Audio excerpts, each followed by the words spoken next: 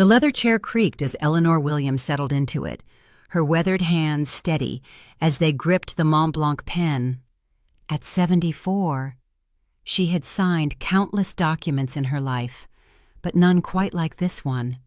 The law office smelled of old books and fresh coffee, a peculiar combination that somehow felt appropriate for what she was about to do.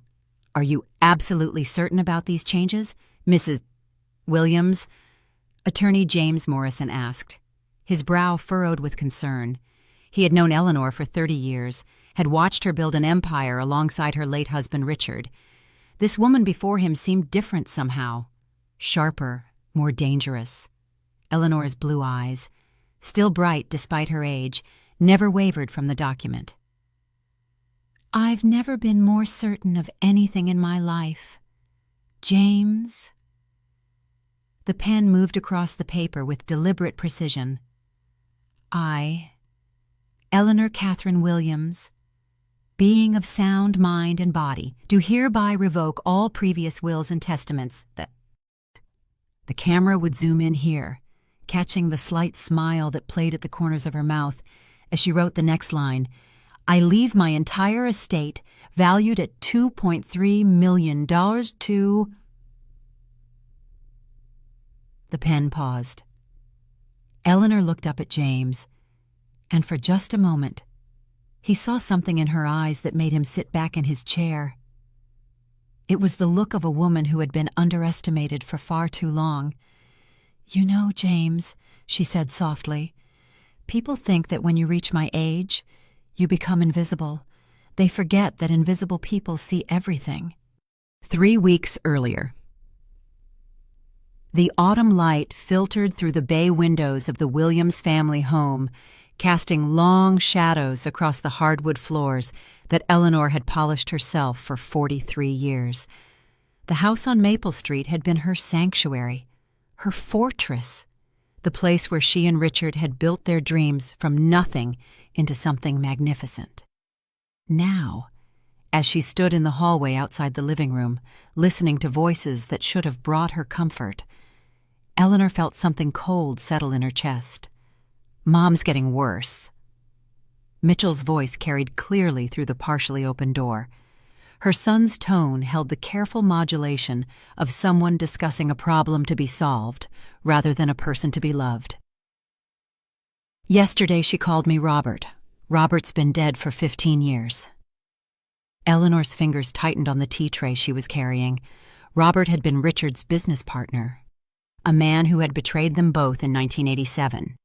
She remembered calling Mitchell by that name very deliberately, watching his reaction, testing whether he would correct her with kindness or simply ignore it. He had chosen the latter. "The doctor said it could be early-onset dementia." Vanessa's voice joined the conversation, syrupy with false concern. Eleanor could picture her daughter-in-law perfectly without seeing her, the blonde hair that cost $800 every 6 weeks, the designer clothes that never quite fit right because Vanessa bought them compulsively without trying them on, the phone always in her hand, documenting a life that existed more on Instagram than in reality. "How early are we talking?" Mitchell asked. Eleanor heard the rustle of papers. "Dr. Martin thinks maybe 2 to 3 years before it becomes unmanageable." The tea tray trembled slightly in Eleanor's hands. Dr. Martin. She had trusted that man with her health for 5 years. The thought that he was discussing her condition with her daughter-in-law before discussing it with her felt like a betrayal that cut deeper than she expected. "So what are we saying here?" Mitchell's voice dropped lower, but not low enough. "We wait for it to get worse, and then what?" "Put her in a home."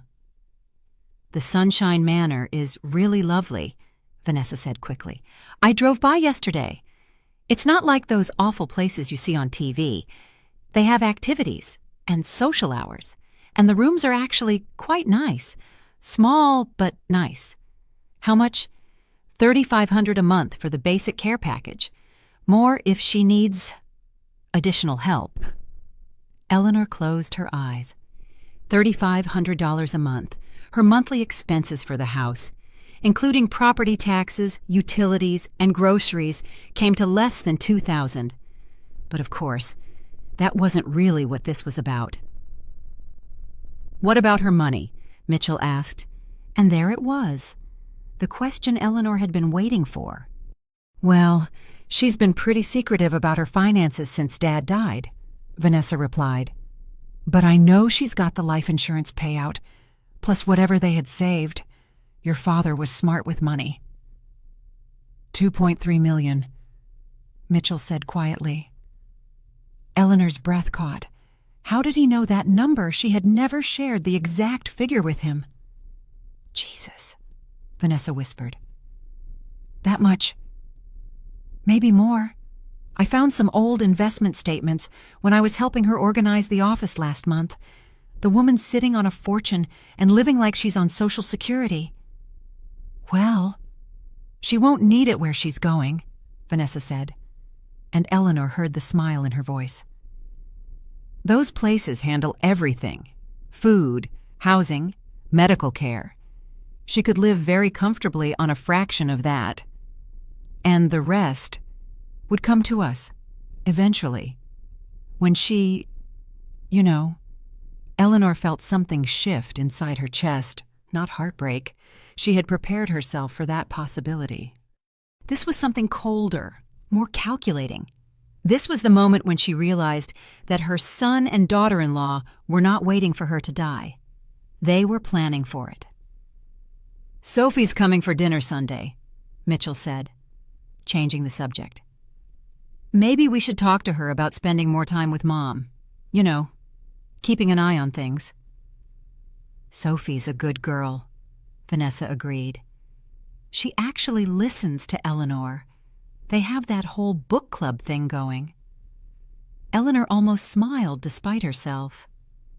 The book club. Every Tuesday for the past 2 years. She and her 19-year-old granddaughter had read together, discussed everything from Jane Austen to Toni Morrison.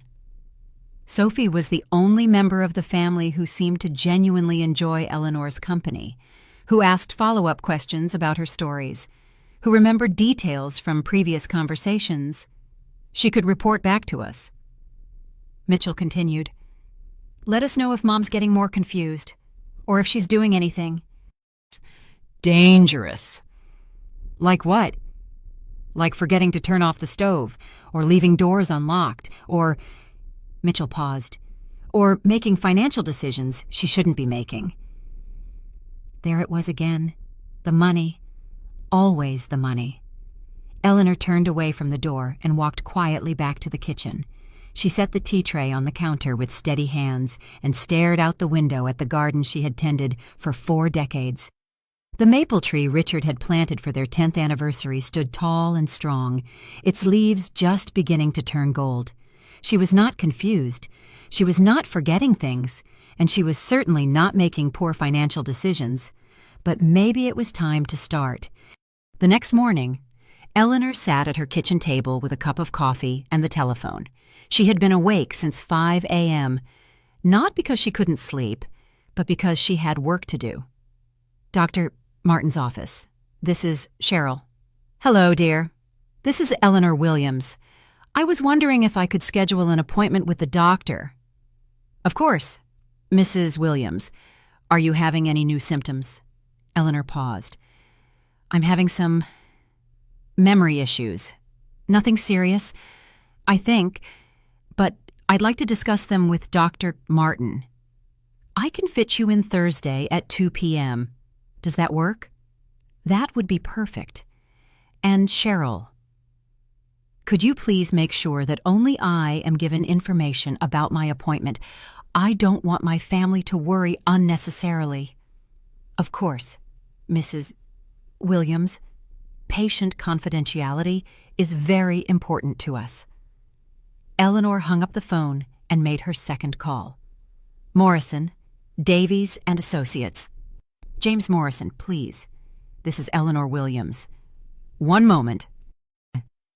James came on the line quickly. "Eleanor, how are you?" "I'm well." "James, I was hoping to schedule an appointment to review my will." "Of course. Are you thinking of making some changes? Eleanor looked out at the maple tree again. I'm thinking of making a lot of changes. Thursday arrived with the kind of crisp autumn air that made Eleanor feel 17 again.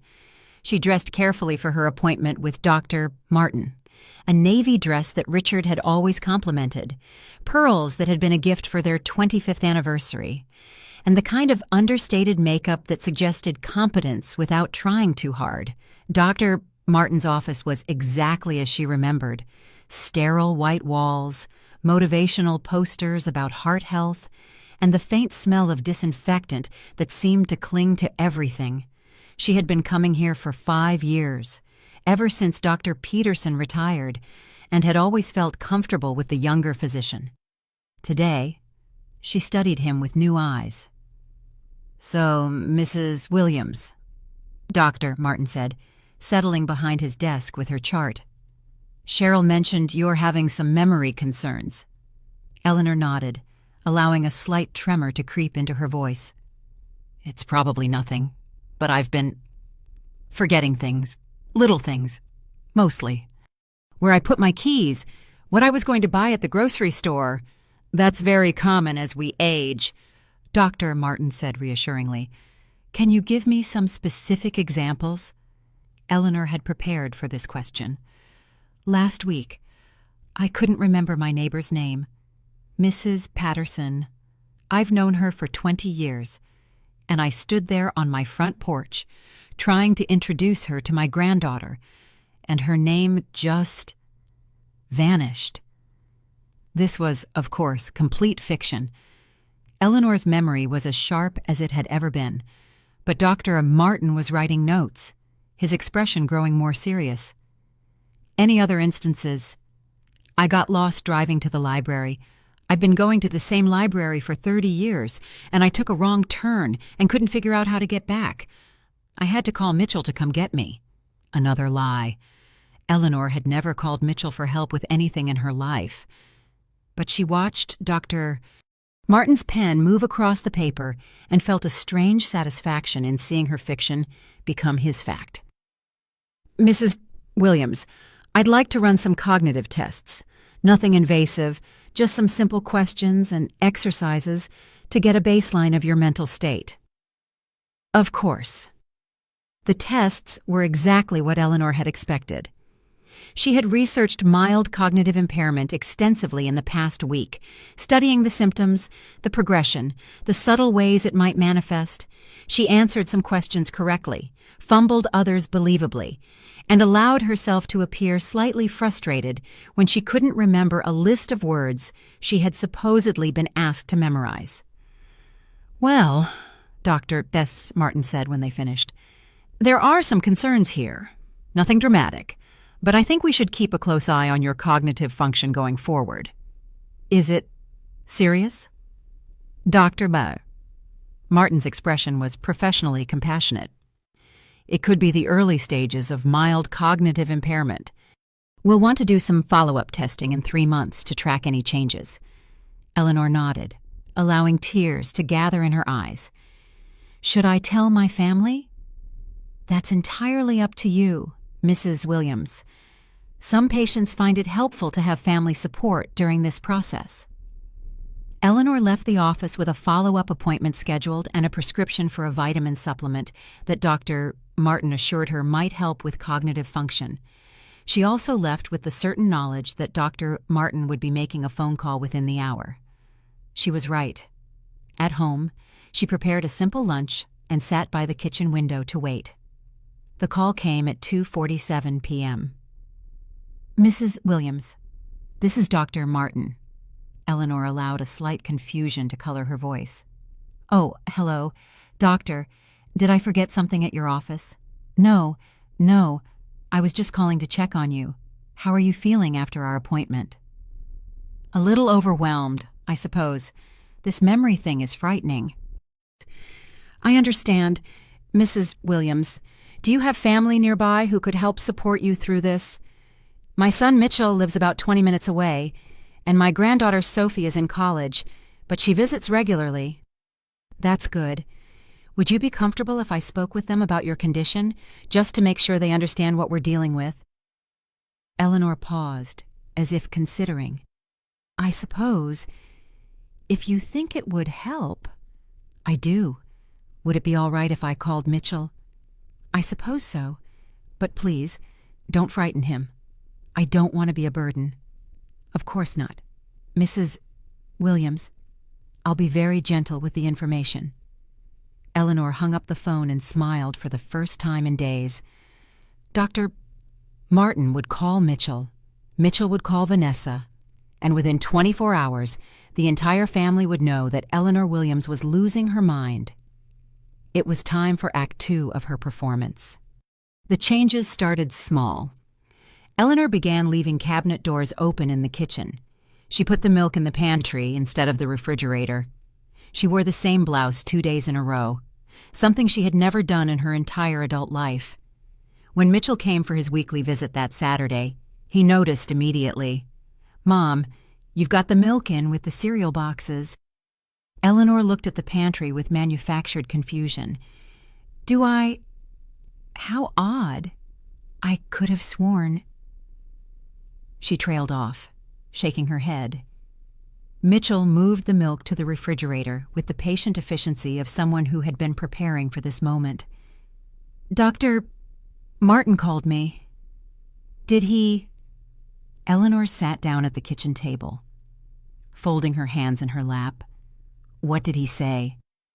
"He's concerned about some memory issues you've been having." Eleanor nodded slowly. "I didn't want to worry you. Mom, I'm your son. It's my job to worry about you." Mitchell sat across from her, and for a moment, Eleanor saw a flash of the little boy he had once been, the child who had run to her with scraped knees and broken toys. Then Martin thinks it might be the early stages of cognitive decline. What does that mean? It means we need to start thinking about making some changes to make sure you're safe." Eleanor blinked slowly. "What kind of changes?" Mitchell reached across the table and took her hand. His palm was sweaty. "We might need to think about having someone come in to help you. Or maybe you could move somewhere where there are people around to keep an eye on you." "You mean a nursing home?" "Not a nursing home. Mom, an assisted living facility. They're very different now. Very nice. Vanessa found one called Sunshine Manor that has activities and social programs." Eleanor pulled her hand away. "I don't want to leave my house. Mitchell—" "I know, Mom, but if your memory is going to get worse and—" "What about Sophie? Could she come stay with me?" Mitchell's face tightened almost imperceptibly. "Sophie's in college. Mom, she's got her own life to live." Eleanor nodded, but inside, she was taking notes. Mitchell didn't want Sophie involved. That was interesting. "We don't have to make any decisions right now," Mitchell continued. "But I think it would be good if Vanessa and I started coming by more often, just to check on you." "That would be nice," Eleanor said softly, after Mitchell left. Eleanor sat in her living room and planned her next move.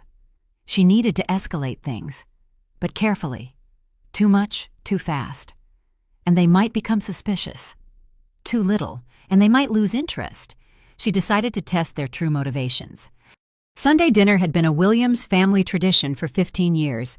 Eleanor cooked, the family ate, and everyone pretended they enjoyed each other's company. This Sunday, however, Eleanor had a different agenda.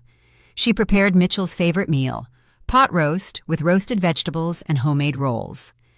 Vanessa arrived in a new dress that Eleanor estimated cost more than most people's monthly grocery budget. Sophie came in jeans and a college sweatshirt, her dark hair pulled back in a ponytail that made her look even younger than 19. "Grandma, you look tired," Sophie said, giving Eleanor a hug that lasted longer than usual. "I'm fine, dear. Just getting old." They sat around the dining room table, the same table where Eleanor had served thousands of meals over the years. The conversation was polite but strained. Mitchell asked about Eleanor's week. Vanessa complimented the pot roast. Sophie talked about her literature classes. It was during dessert, Eleanor's famous apple pie, that she made her move. "I've been thinking," she said, cutting herself a small slice, "about what I want to do with all this money I've been sitting on." The conversation stopped. 3 pairs of eyes focused on her with laser intensity. "Money?" Vanessa asked casually. "Oh, yes. Richard was very good with investments. You know, and the life insurance." Eleanor trailed off, waving her hand vaguely. "Well, it's quite a lot." "How much is quite a lot?" "Mom?" Mitchell asked. Eleanor looked confused. "Well, I'm not entirely sure of the exact amount. Numbers have been getting away from me lately. But the last statement I saw, it was over $2 million. She had their complete attention now. $2 million. Sophie's eyes widened. "Possibly more. I should probably have someone look at it properly. Maybe that nice young man at the bank." Eleanor took a bite of pie. "The thing is, I don't really need it all." "What does an old woman like me need with so much money?" "Mom," Mitchell said carefully, "you shouldn't make any big financial decisions right now. Not with your memory issues." "Oh, but I'm not confused about this," Eleanor said brightly. "I know exactly what I want to do. I want to give it away while I'm still alive to see the good it does." Vanessa actually choked on her coffee. "Give it away." Mitchell's voice rose slightly. "To charity, or maybe to Sophie for her education. She's such a bright girl." Eleanor reached over and patted her granddaughter's hand. "You could go to graduate school, dear. Travel. Do whatever makes you happy." Sophie looked uncomfortable. "Grandma, that's very generous, but nonsense. Money should be spent on the people you love. What's the point of keeping it locked up in some account?" Eleanor watched the color drain from Mitchell's face. She watched Vanessa's hands clench in her lap. And she watched Sophie look back and forth between her parents with growing understanding. "Mom," Mitchell said, his voice tight with control, "I really think you should talk to a financial advisor before making any major decisions. Someone professional who can help you understand the implications." "Oh, I don't need to understand implications," Eleanor said airily. "I just need to decide who deserves it most." The rest of dinner passed in relative silence. When it was time to leave, Mitchell lingered in the kitchen while Vanessa said her goodbyes. "Mom, promise me you won't do anything with your money without talking to me first." Eleanor looked at him with innocent eyes. "Why would I need to talk to you about my money?" "Dear, because you're not thinking clearly right now. Dr. Martin said I might be having some memory problems. He didn't say I couldn't make my own decisions." Mitchell's jaw tightened. "Mom, please, just promise me." Eleanor patted his cheek the way she had when he was 5 years old. "Don't worry so much, Mitchell. Everything will work out exactly as it should." After they left, Eleanor sat in her kitchen and allowed herself a small smile. Phase 1 was complete. She had established her supposed cognitive decline, dangled the financial carrot, and watched her family's true priorities reveal themselves. Now it was time to see just how far they were willing to go. The phone call came Tuesday evening. "Mrs. Williams, this is Vanessa." Eleanor had been expecting this. "Hello, dear. How are you?" "I'm fine, thank you. Listen, I was wondering if you'd like some company tomorrow afternoon. I could come over and we could look through some of those old photo albums." This was new. Vanessa had never expressed interest in family photos before. "That sounds lovely," Eleanor said. "Great. And maybe afterward, we could organize some of your paperwork. I noticed your desk looked a little cluttered last Sunday." There it was. Vanessa wanted access to her financial documents. "Oh, that would be so helpful. I've been having trouble keeping track of things lately." "Of course. That's what family is for. Vanessa arrived the next day with coffee from Eleanor's favorite cafe and an enthusiasm that felt as genuine as a $3 bill. They spent an hour looking through photo albums, with Vanessa making appropriate comments about how young everyone looked and how time flies. "You know," Vanessa said as they finished the last album, "I was thinking we could tackle some of that paperwork now, just to help you get organized." "What a good idea." Eleanor led Vanessa to the small office off the living room. Richard's desk sat exactly as he had left it 8 years ago, though Eleanor had been using it to manage the household finances. She made a show of looking confused as she opened drawers. "Now, where did I put those bank statements?" she muttered. "Here, let me help." Vanessa was already rifling through the papers with practiced efficiency. Eleanor watched her daughter-in-law's eyes light up as she found what she was looking for. The investment account statement showing a balance of $2,347,892. "Wow, Eleanor," Vanessa said, trying to sound casual. "This is quite a lot of money." "Is it? I can never make sense of all those numbers." Vanessa was photographing the documents with her phone, not bothering to hide what she was doing. "You know, you might want to think about moving some of this into a more accessible account, something easier to manage." "What do you mean?" "Well, if you're having memory issues, it might be hard to keep track of multiple accounts. Maybe we could consolidate everything into one simple checking account." Eleanor blinked slowly. "Would Mitchell help me do that?" "Of course. In fact, it might be easier if you gave him power of attorney. That way, if you forget things or get confused, he could handle the finances for you." Eleanor felt a chill run down her spine. Power of attorney. That would give Mitchell complete control over her money, her property, her entire life. "I don't know," she said hesitantly. "That sounds so official." "It's just a precaution," Vanessa said quickly. "Lots of families do it. And it would give you peace of mind, knowing that someone you trust is looking out for your interests." Eleanor nodded slowly, as if considering. "Maybe you're right. I could have Mitchell call you about it tonight. That would be nice." After Vanessa left, Eleanor sat in Richard's chair and thought about what she had just learned. They weren't just waiting for her to die. They were planning to take control of her money while she was still alive. The power of attorney was just the first step. After that would come the guardianship proceedings, the declaration of incompetence, the nursing home. It was time to accelerate her timeline. The call from Mitchell came that evening, exactly as Vanessa had promised. "Mom, Vanessa mentioned that you two talked about organizing your finances." "Yes, she was very helpful. She said you might be interested in setting up a power of attorney arrangement." Eleanor let confusion creep into her voice again. "I'm not sure I understand what that means." "It just means that if you're ever unable to make decisions for yourself, I could step in and handle things, pay your bills, manage your investments, that sort of thing.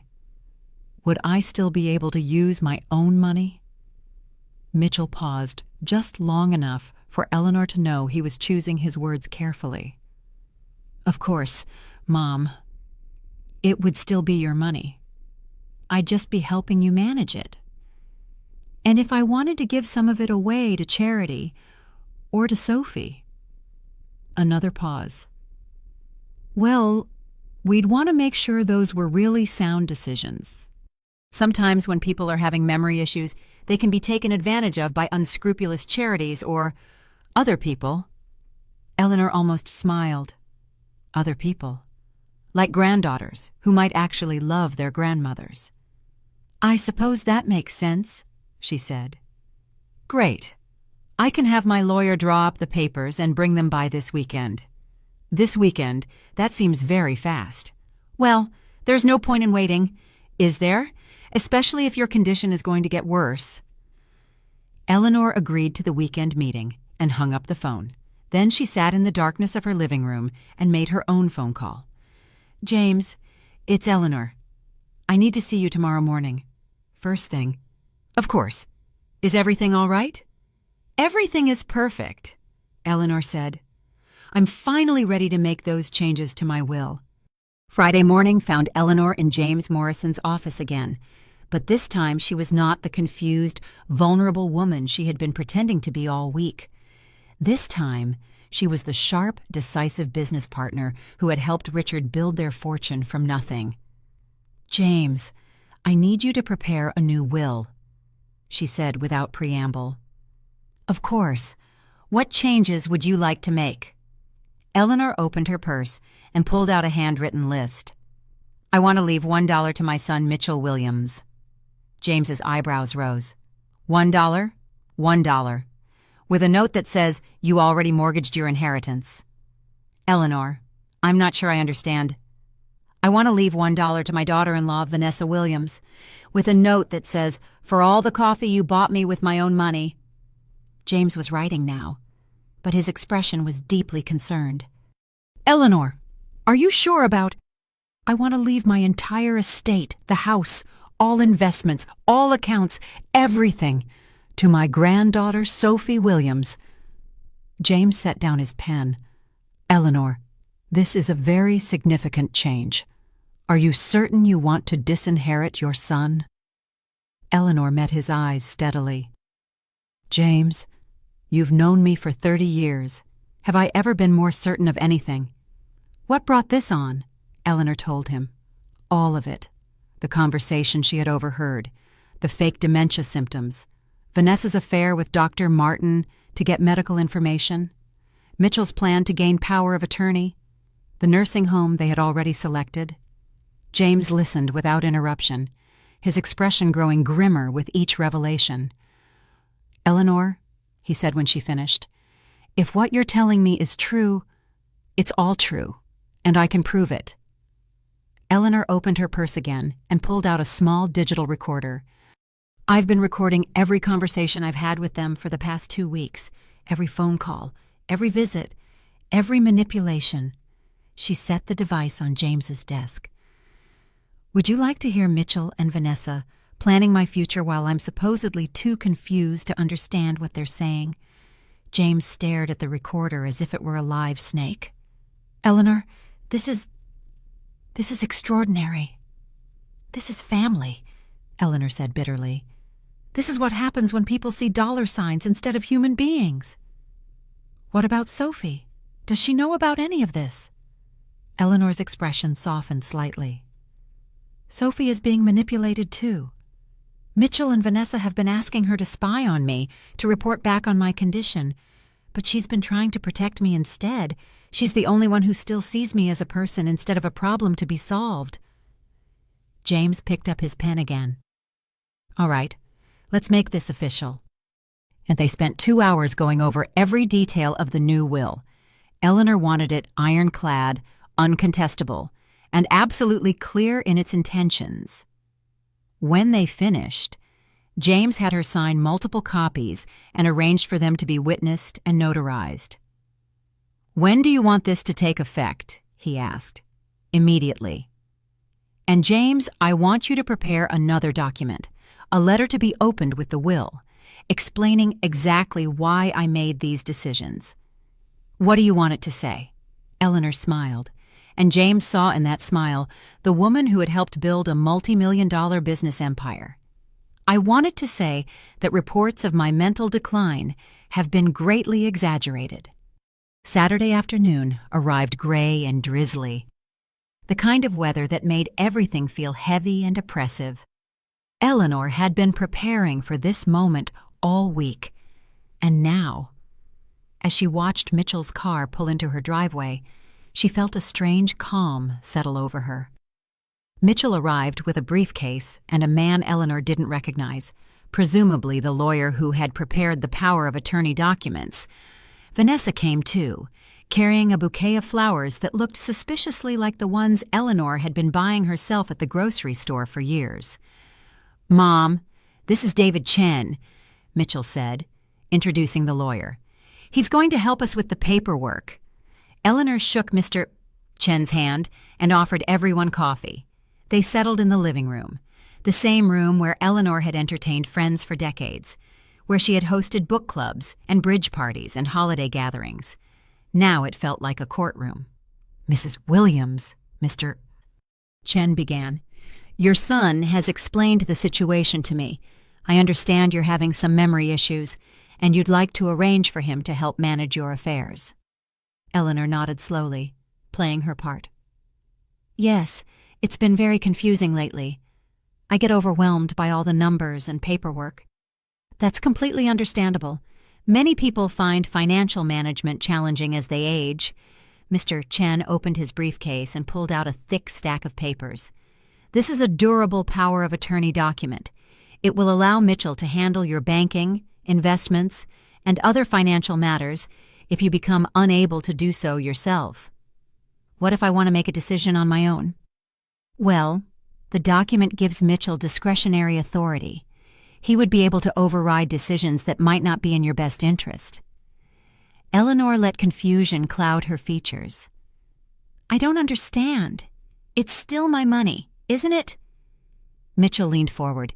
"Of course it's your money, Mom. This just ensures that no one can take advantage of you if you get confused. Or if you want to make impulsive donations to charities," Vanessa added with a laugh that didn't reach her eyes. Eleanor looked at the papers Mr. Chen was spreading across her coffee table.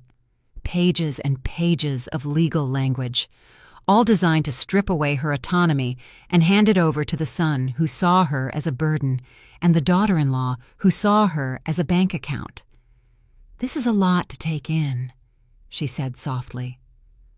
"I know it seems overwhelming," Mitchell said, "but it's really for the best.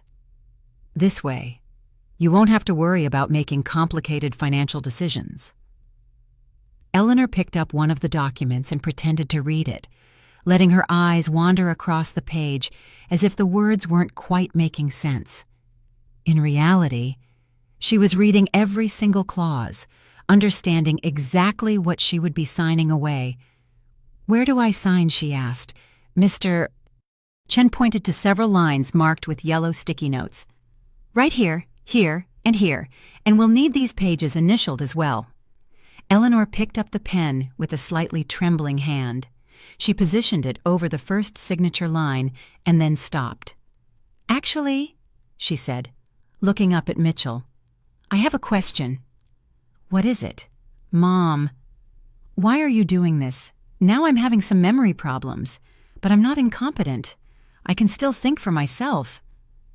Mitchell exchanged a glance with Vanessa. "Mom, Dr. Martin said your condition is likely to get worse. We're just being proactive." "But what if it doesn't get worse? What if it gets better?" "It won't get better." "Mom," Vanessa said gently, "this kind of thing only goes in one direction." Eleanor looked at her daughter-in-law with new interest. "How do you know so much about my medical condition?" Vanessa's smile flickered just slightly. "Well, Mitchell told me what Dr. Martin said." "Did he? That's interesting, because I specifically asked Dr. Martin not to share my medical information with anyone without my permission." The room went very quiet. "Mom," Mitchell said carefully, "Dr. Martin was just concerned about your well-being." "Was he? Or was someone asking him for information they had no right to have?" Eleanor set down the pen and looked around the room at the three faces staring back at her. Mr. Chen looked confused. Mitchell looked worried. Vanessa looked trapped. "You know," Eleanor continued conversationally, "it's funny how much people think they know about dementia. Everyone's an expert these days, but I've been doing some reading myself."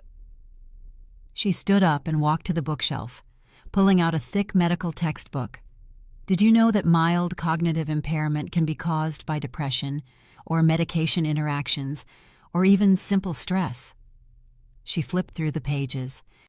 "And did you know that early-stage dementia patients can still have what are called lucid intervals, where their thinking is completely clear?" She closed the book and looked directly at Vanessa.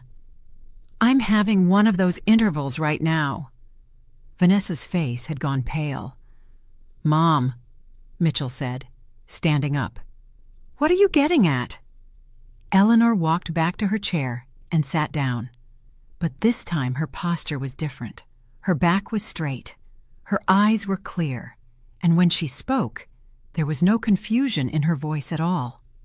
"What I'm getting at, Mitchell, is that I heard your conversation 3 weeks ago. The one where you and Vanessa discussed putting me in Sunshine Manor so you could get your hands on my money." Mitchell's mouth opened and closed like a fish. "I heard Vanessa talking about how I wouldn't need $2.3 million where I was going.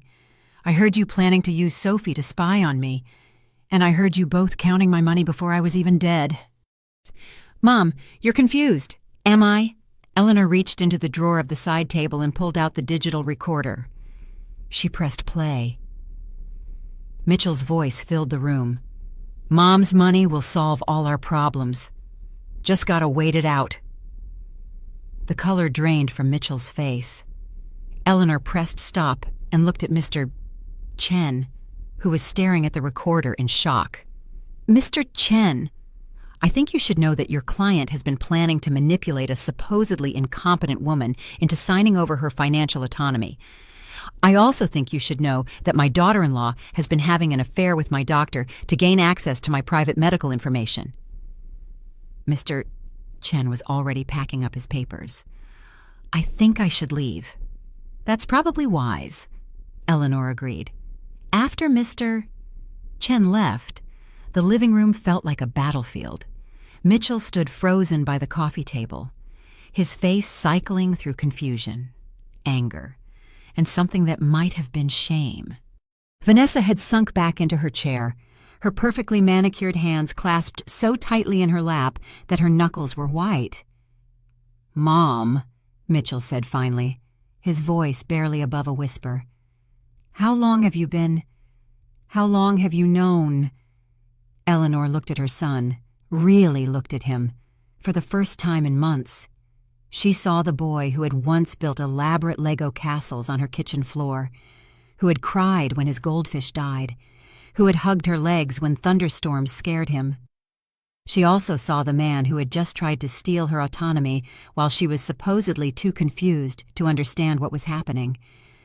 "I've known since the day I heard you discussing my funeral arrangements while I was still breathing," she said quietly. "The question is, how long have you been planning this?" Mitchell ran his hands through his hair, a gesture she remembered from his childhood when he was caught in a lie. "It wasn't supposed to be like this." "Then how was it supposed to be? We were trying to protect you." Eleanor's laugh was sharp and bitter. "Protect me by stealing my money and locking me away in a nursing home. It's not a nursing home. It's a place where inconvenient old people go to die quietly." Eleanor finished. "Don't insult my intelligence by pretending otherwise." Vanessa finally spoke, her voice small and defensive. "We never wanted to hurt you." Eleanor turned her attention to her daughter-in-law. "Tell me about Dr. Martin. Vanessa." Vanessa's face crumpled. "I can explain." "I'm sure you can. Are you sleeping with him? Or are you just paying him for information about my health?" "Eleanor, please." "Because either way, it's a violation of my privacy and probably several federal laws." Mitchell looked back and forth between the two women. "What is she talking about?" Eleanor reached into the drawer again and pulled out her phone. She scrolled through her photos until she found what she was looking for. Pictures she had taken through her kitchen window of Vanessa's car parked outside Dr. Martin's house at 10 p.m. on a Tuesday night. "Your wife has been having an affair with my doctor," Eleanor said, handing Mitchell the phone. "I assume it started as a way to get information about my medical condition, but who knows? Maybe they actually fell in love while discussing my cognitive decline." Vanessa stood up abruptly. "I don't have to listen to this." "No," Eleanor agreed. "You don't. You can leave any time. In fact, I'd prefer it." But Vanessa didn't leave. Instead, she turned on Eleanor with all the fury of someone whose carefully constructed lies were collapsing around her. You want to know the truth, she spat. Fine. Yes. I've been talking to Dr. Martin. Yes. I know more about your condition than you think I should. And yes, we've been planning for your future because someone has to. Vanessa, Mitchell warned. No! Vanessa's voice rose to nearly a shout. I'm tired of pretending. Do you know what it's like? Eleanor. Do you know what it's like to watch your husband kill himself trying to keep his business afloat, while his mother sits on millions of dollars and acts like she doesn't know we're drowning? Mitchell sank into his chair as if all the air had gone out of him. We're losing the house, Vanessa continued, tears streaming down her face now. We're 3 months behind on the mortgage, and Mitchell's business is failing, and we have no idea how we're going to pay Sophie's tuition next semester. But you sit here in your perfect little house with your perfect little garden, hoarding money like some kind of dragon. Eleanor listened to this outburst with a calm that surprised even her. When Vanessa finally stopped shouting, the silence stretched for nearly a minute. Are you finished? Eleanor asked. Vanessa wiped her eyes with the back of her hand, smearing her mascara. Yes. Good. Now let me tell you what I know about your situation. Eleanor folded her hands in her lap. I know that Mitchell's business is struggling because he expanded too quickly and took on clients he couldn't afford to lose. I know you're behind on your mortgage because you've been living beyond your means for years, trying to maintain a lifestyle you can't afford. And I know you've been spending money on clothes and jewelry and spa treatments while your husband works 16-hour days trying to keep your heads above water. She paused, letting that sink in. What I don't know is why you thought the solution was to steal from me instead of simply asking for help. Mitchell looked up sharply. Asking for help. Did you ever consider, even once, just telling me you were in trouble? Did you ever think about having an honest conversation about your financial situation instead of plotting to have me declared incompetent? We couldn't ask you for money, Mitchell said weakly. Why not? Because... Mitchell struggled for words. Because you would have said no. Eleanor stared at her son for a long moment. How do you know? Because you never helped with anything when we bought our house. You didn't offer to help with the down payment. When my business was starting up, you didn't offer to invest. When Sophie was looking at colleges, you didn't offer to help with tuition. You just sit here with all this money and act like it doesn't exist. Eleanor felt something cold and hard settle in her chest. Mitchell, when you bought your house, did you ask me to help with the down payment? No. But when you started your business, did you ask me to invest? No. But when Sophie was looking at colleges, did you ask me to help with tuition? Mitchell was quiet for a moment. No.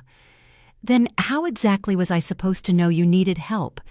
The question hung in the air like smoke. Eleanor could see the realization dawning on Mitchell's face, the understanding that his resentment had been built on assumptions rather than reality. I thought, he started, then stopped. I thought you would offer. I thought you would ask, Eleanor replied. I thought that if my son needed help, he would trust me enough to tell me. Vanessa was still crying, but quietly now. We were too proud, she whispered. Pride, Eleanor repeated. Pride was more important than honesty. Pride was more important than family. Pride was more important than treating me like a human being instead of a problem to be solved. She stood up and walked to the window, looking out at the garden where she had spent countless hours over the decades. The maple tree Richard had planted was losing its leaves now, the golden foliage drifting to the ground like confetti from a celebration that was ending. Do you want to know what hurts the most? She said without turning around. It's not the lies, or the manipulation, or even the plan to steal my money. It's the fact that you both assumed I was too stupid and too selfish to help my own family if you had just asked. She turned back to face them. I would have paid off your mortgage. Mitchell, I would have invested in your business.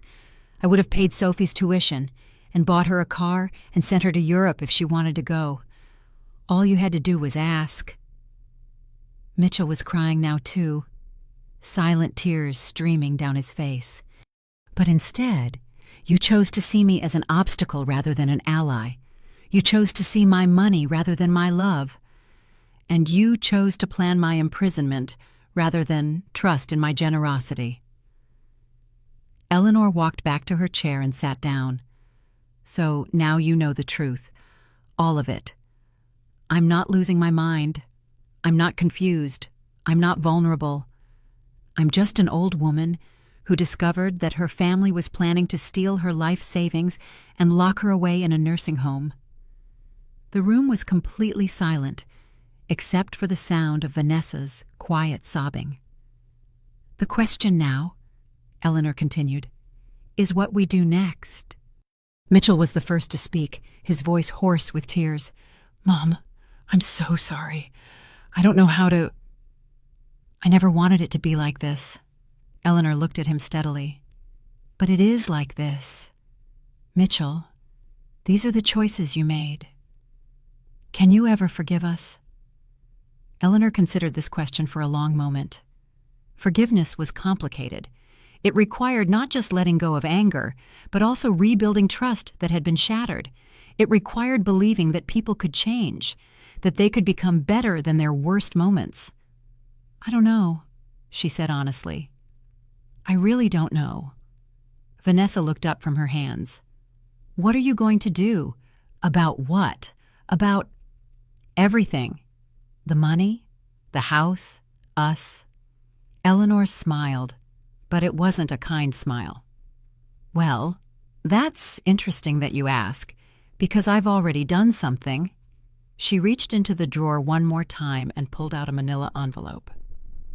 Yesterday, I had my lawyer prepare a new will. The temperature in the room seemed to drop 10 degrees. A new will?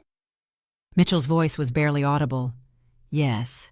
Would you like to know what it says? Neither of them answered, but Eleanor could see the terror in their eyes.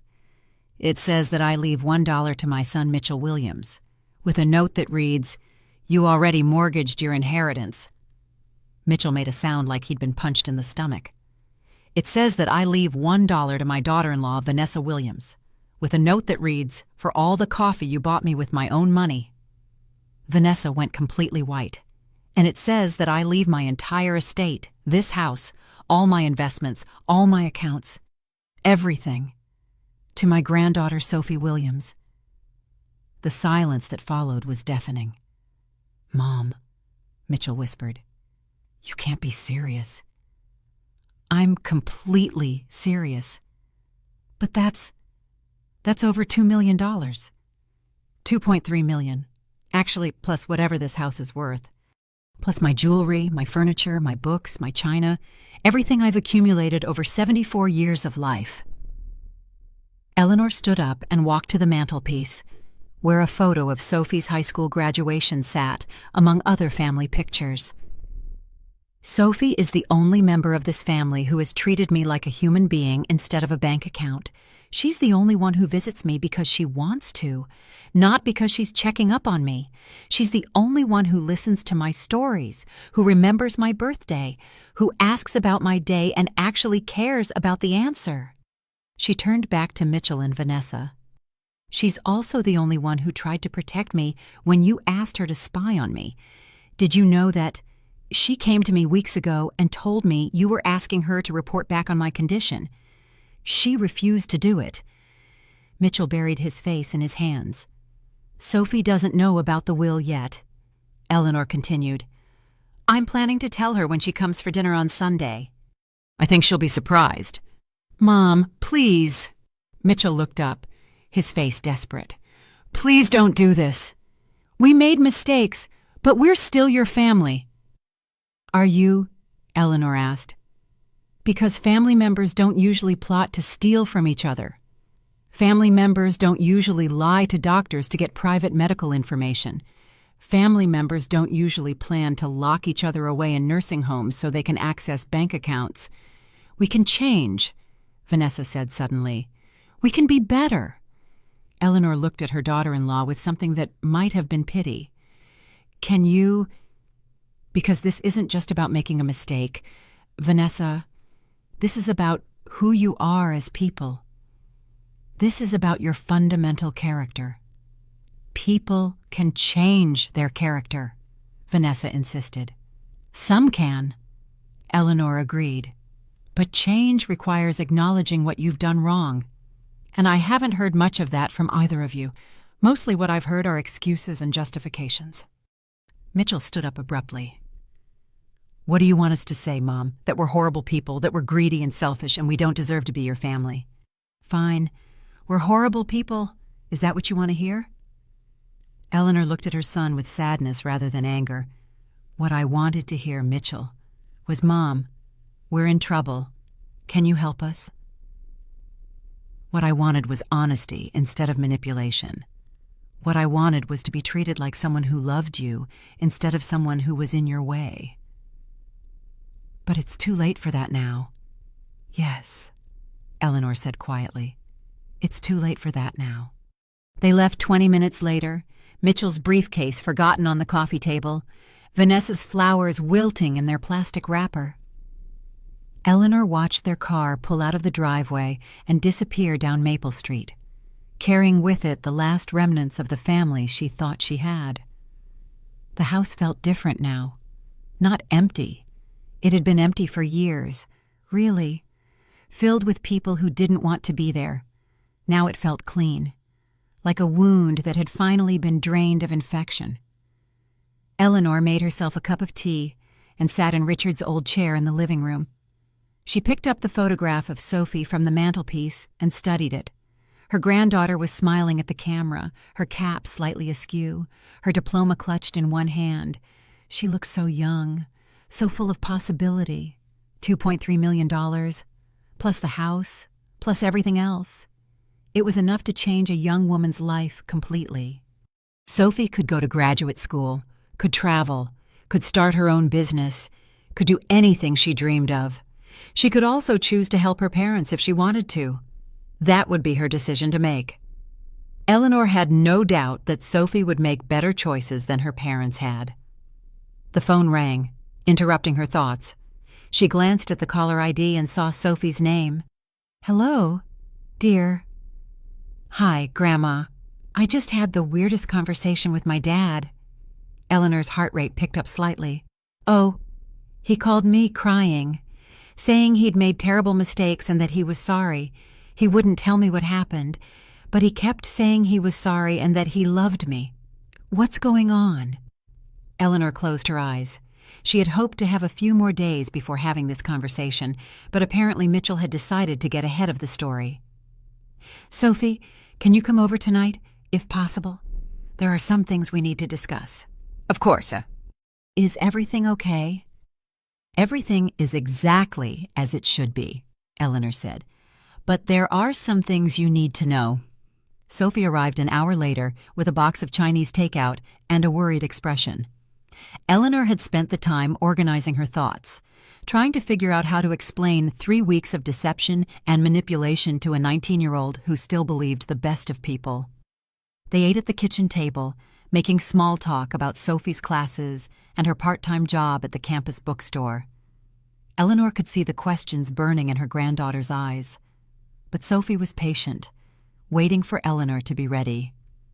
Finally, Eleanor pushed away her half-eaten lo mein and looked across the table at the young woman who had become the most important person in her life. Sophie, I need to tell you what's been happening, all of it, and I need you to listen without interrupting, because some of it is going to be very hard to hear. Sophie nodded, her dark eyes serious. Eleanor told her everything. The overheard conversation, the fake dementia symptoms, the doctor visits, the recordings, the confrontation with Mitchell and Vanessa. She told her about the nursing home plans, the power of attorney attempt, and Vanessa's affair with Dr. Martin. Sophie listened without speaking, her expression cycling through disbelief, anger, and finally something that looked like grief. When Eleanor finished, Sophie was quiet for a long time. They really wanted to put you in a nursing home, she asked finally. They had already selected one, Sunshine Manor, $3,500 a month. And They wanted Dad to have power of attorney over your money, complete control over all my finances." Sophie shook her head slowly. "I can't believe they would do that." "Can't you?" Sophie looked up sharply. "What do you mean?" Eleanor reached across the table and took her granddaughter's hand. "Sophie, you're a smart girl. You've been watching your parents for 19 years. Are you really surprised that they would choose money over family?" Sophie's eyes filled with tears, but she didn't cry. I guess I hoped they were better than that." "So did I. Is that why Dad was crying on the phone? Because you found out?" "Partly. Also because I've made some changes to my will." Eleanor told Sophie about the new will, about the $1 bequests to Mitchell and Vanessa, about the inheritance that would soon belong to her. Sophie stared at her grandmother in shock. "You're leaving everything to me." "Everything? But Grandma, I can't. That's too much. That's too much responsibility." Eleanor smiled. "Do you know what your parents said when I mentioned I might give my money to charity? Your father said I couldn't make major financial decisions because of my memory problems. Your mother said I might be taken advantage of by unscrupulous people." "What did you say?" "I said I knew exactly who I wanted to give it to." Eleanor squeezed Sophie's hand. "You're 19 years old, and you have more integrity than both of your parents combined. You tried to protect me when they asked you to spy on me. You visit me because you want to, not because you have to. You listen to my stories. You remember my birthday. You make me feel like I matter." Sophie was crying now, silent tears streaming down her cheeks. "I'm not giving you this money because I don't love your parents." Eleanor continued. "I'm giving it to you because I do love them. And I hope that maybe watching you make good choices with it will teach them something about what really matters in life." "What if I make bad choices?" Eleanor laughed. "Then you'll learn from them and make better choices next time. That's what young people are supposed to do." Sophie wiped her eyes with her napkin. "Can I ask you something?" "Anything." "If they had just asked for help instead of, all this other stuff, would you have given them money?" Eleanor didn't hesitate. "Yes, without question. Even knowing what you know now about who they really are." Eleanor considered this. "I think I always knew who they really were, Sophie. I just chose not to see it clearly. But yes, if they had come to me honestly and asked for help, I would have helped them. Why? Because that's what family does. Real family." Sophie was quiet for several minutes, processing everything she had learned. "Grandma," she said finally, "what happens now?" Eleanor stood up and began clearing the table. "Now you finish your sophomore year of college. You study hard. You make friends. You figure out what you want to do with your life. And when you graduate, you'll have the freedom to do whatever that is. What about Mom and Dad? What about them? Are you just never going to speak to them again?" Eleanor loaded the dishes into the sink and considered the question. "I don't know, Sophie. Right now, I'm not ready to forgive them. I may never be ready. But that doesn't mean the door is permanently closed. What would it take for you to forgive them?" Eleanor turned around and leaned against the counter. It would take them acknowledging what they did wrong, not just apologizing because they got caught, but really understanding how their actions affected me. It would take them changing the way they see me, not as a burden or a bank account, but as a person who deserves respect. And what if they can't do that? Eleanor shrugged. Then they can't. People are who they are. Sophie, some can grow and change, and some can't. I can't force them to be better people. Sophie nodded slowly. I think I understand. I hope you do, because someday you might have to make similar choices about the people in your life. Shia? They finished cleaning up the kitchen in comfortable silence. When they were done, Sophie hugged Eleanor tightly. "I love you, Grandma. I love you too, dear. More than you know." After Sophie left, Eleanor sat in her living room and looked around at the house that had been her home for 43 years. Tomorrow, she would call James Morrison and finalize all the legal details. She would make sure the will was properly executed and that Sophie would be protected if Mitchell and Vanessa tried to contest it. But tonight, she just wanted to sit in the quiet and feel what it was like to be free. For the first time in months, Eleanor Williams slept peacefully, without pills or worry or the weight of other people's expectations. She dreamed of gardens and granddaughters and second chances that came disguised as endings. 6 months later, the kitchen smelled like vanilla and cinnamon, the warm scents of Eleanor's famous snickerdoodles filling every corner of the small apartment. She had moved out of the house on Maple Street 3 months ago, not because she had to, but because she wanted to. The memories there had become too heavy, too complicated. This new place, a cozy 2-bedroom apartment in a senior community called Willowbrook, felt like a fresh start. Sophie was home from college for spring break, and they had fallen into an easy routine. Mornings were for baking and talking about Sophie's classes. Afternoons were for reading together in the sunroom. Evenings were for planning Sophie's future, which now included graduate school applications and a summer internship at a nonprofit that helped elderly people navigate legal and financial issues. "These are perfect," Sophie said, biting into a still warm cookie.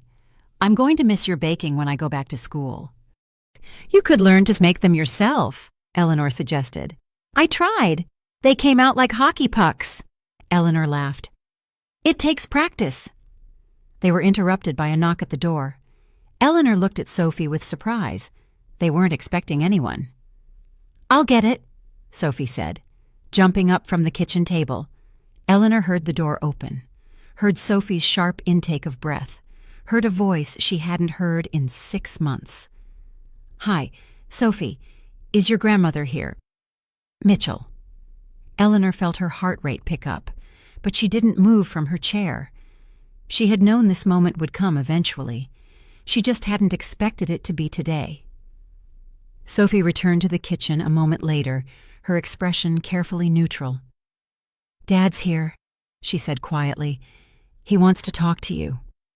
Eleanor looked at her granddaughter, seeing the conflict in her eyes. Sophie had maintained a relationship with her parents over the past 6 months, though Eleanor knew it had been strained. Mitchell and Vanessa had divorced, as Eleanor had expected they would. Vanessa had moved to California, chasing some new opportunity that probably involved another rich man. Mitchell had kept the house, barely, though Eleanor knew he had taken on a roommate to help with the mortgage. "Do you want me to tell him to leave?" Sophie asked. Eleanor considered it. She could easily send Mitchell away, could maintain the wall of silence she had built around herself, but something in Sophie's expression stopped her. "No," she said finally. "Send him in." Sophie disappeared again, and a moment later, Mitchell appeared in the kitchen doorway. He looked older, Eleanor thought, thinner. There were lines around his eyes that hadn't been there 6 months ago, and his hair was more gray than brown now. "Hello, Mom, Mitchell." He stood uncertainly in the doorway, as if he wasn't sure he was welcome to come any further. "Would you like some coffee?" Eleanor asked, not because she particularly wanted to share coffee with him, but because some habits of hospitality die hard. "That would be nice." Eleanor poured him a cup and gestured to the chair across from her.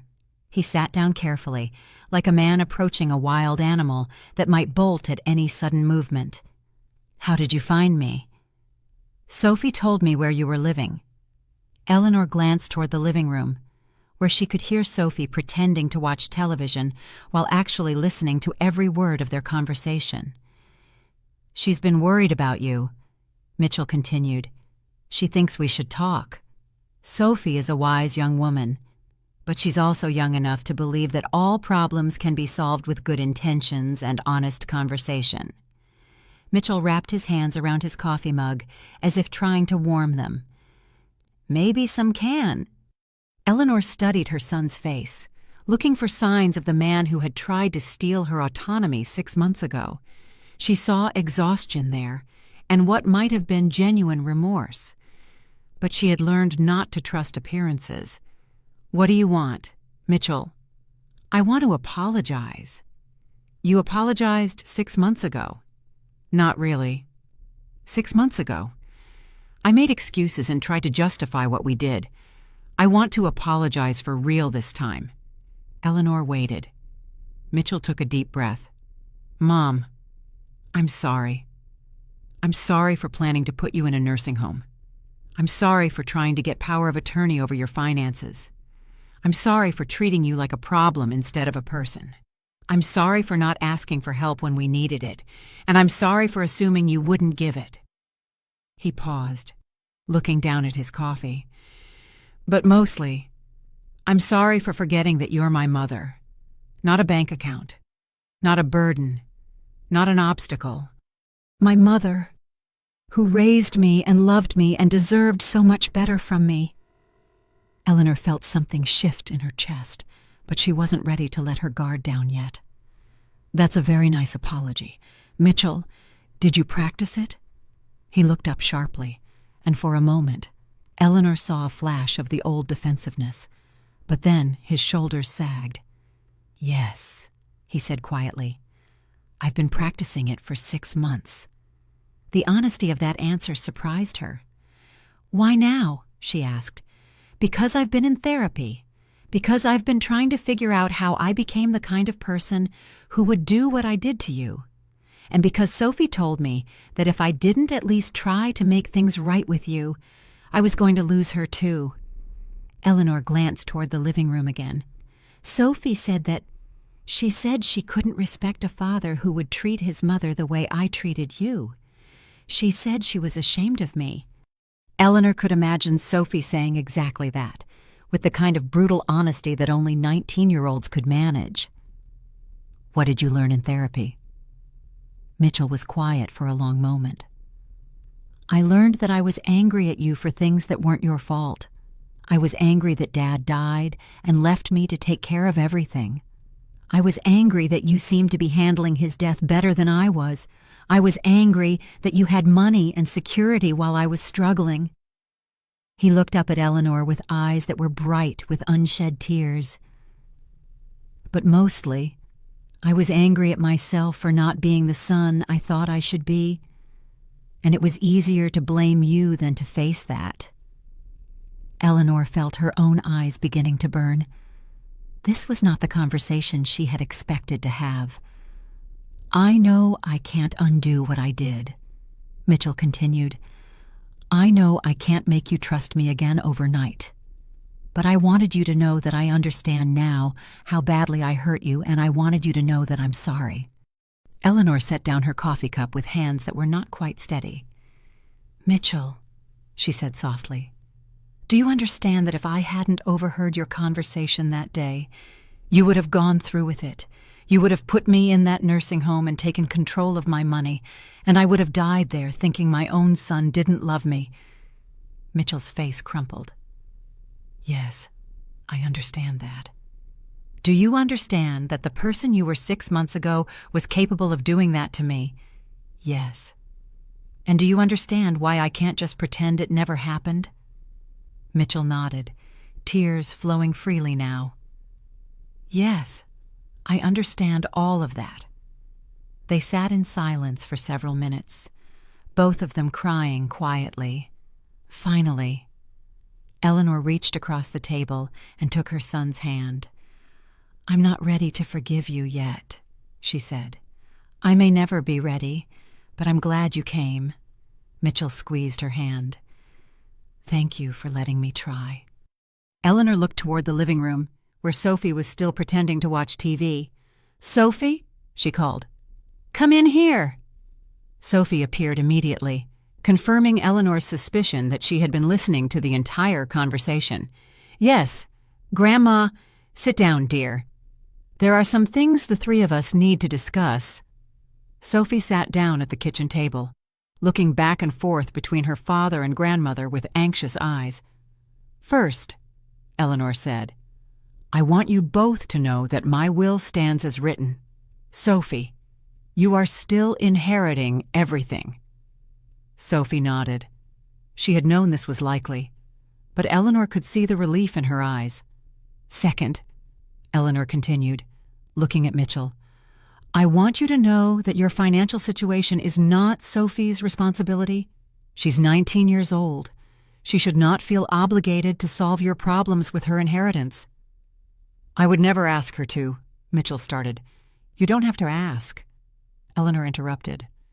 "She loves you. She's going to want to help, but I want her to know that she doesn't have to." Sophie looked down at her hands. "I've been thinking about that. And I want to help Dad get back on his feet, not because I have to, but because I want to. But I also want to make sure I'm not enabling the same behavior that got him into trouble in the first place." Eleanor smiled. "That's very wise." Mitchell looked at his daughter with something that might have been pride. "You don't owe me anything, Sophie." "I know," Sophie said, "but you're still my father.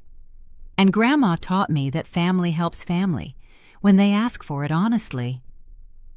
Eleanor felt her heart swell with pride and love for this remarkable young woman. "There's one more thing," Eleanor said. "Mitchell, I want you to continue with therapy, not because I'm requiring it, but because I think it's helping you become a better person." "I will," Mitchell promised. "And I want you to understand that rebuilding trust takes time. I may not be ready to have you back in my life fully for a long time. Maybe never. But I'm willing to try, slowly, if you're willing to be patient." Mitchell nodded eagerly. "I'll wait as long as it takes." Eleanor looked around the table at her son and granddaughter and felt something she hadn't felt in months, hope. It wasn't a happy ending. Exactly. There was still too much hurt, too much damage to be repaired overnight. But it was a beginning, and sometimes, Eleanor thought, beginnings were more valuable than endings anyway. "Now," she said, standing up and walking to the oven. "Who wants cookies?" As the sun set over Willowbrook Apartments, 3 generations of the Williams family sat around Eleanor's kitchen table, eating snickerdoodles and talking about the future. Outside, the world continued its endless cycle of change and growth and second chances. Inside, an old woman who had learned to value herself was teaching her family how to love better. It wasn't the story she had expected to write with her life, but it was the one that mattered most. And in the end, Eleanor Williams discovered that was inheritance enough for anyone,